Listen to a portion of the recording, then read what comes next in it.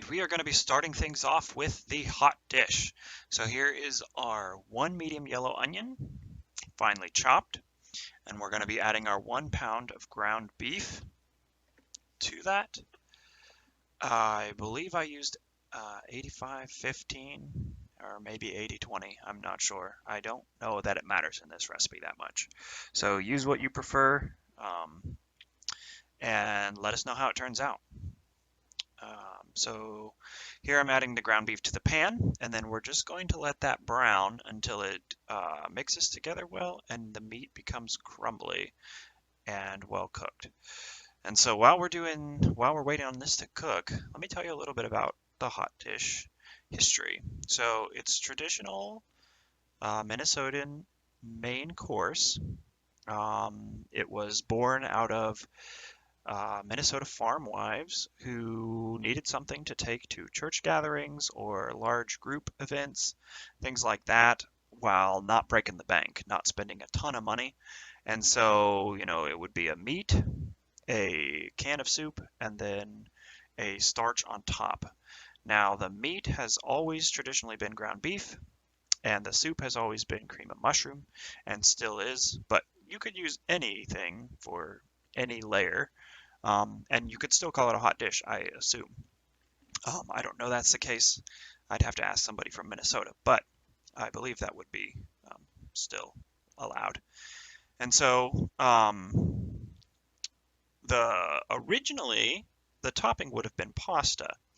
Now, in 1956, tater tots began to be sold commercially, and from that time until now, they have taken over. They are by far the most popular choice for a topping on your hot dish. Now, our beef here is just about finished. You can see that there's, quite a bit of grease in here, but our meat is looking pretty consistently brown. Our onions are pretty well assimilated into our meat, and so we're going to go ahead and turn off our heat. And then there we have our meat. We're going to go ahead and place our meat in a fairly even layer on the bottom of our 9x13 casserole dish. Okay? And you're going to want to, so you'll just kind of pour that in there, and then you'll kind of want to spread that out so that, again, you have a fairly even layer. It doesn't have to be perfect because the soup is kind of going to go in there and fill in all the cracks. Now, I will say this, we used the 22 ounces of cream of mushroom soup. I would maybe add a little bit extra because it didn't seem like there was quite enough. Here we are adding our 1 14-ounce can of drained corn, and I don't know that it matters necessarily which kind of canned corn that you get. I just used golden corn, and it was fine. It tasted wonderful. So, and then yeah, so here is our 22 ounces of cream of mushroom soup. Like I said, you'll see that it is thick in some places, and then in others it's not quite so thick.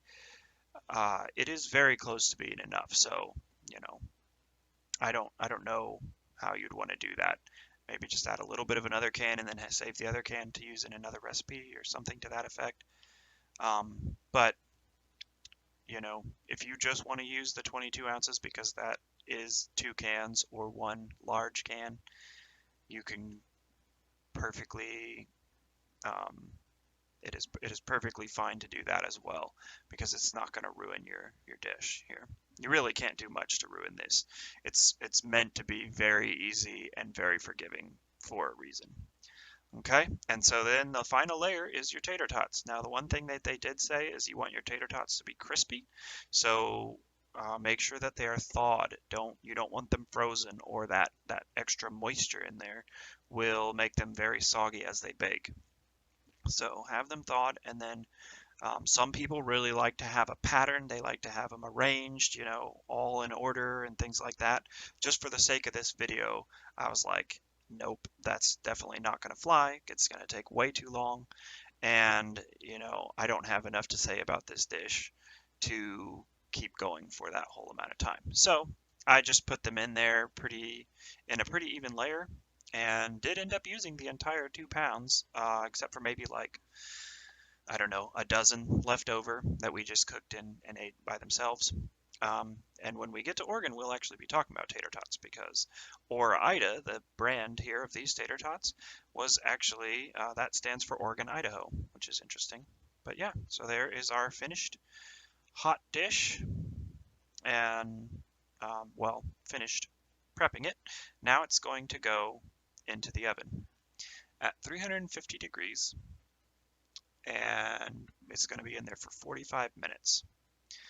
So we'll see how it turns out. And here's our finished product. It was quite good and really easy, so I recommend making it yourself and let us know what you think.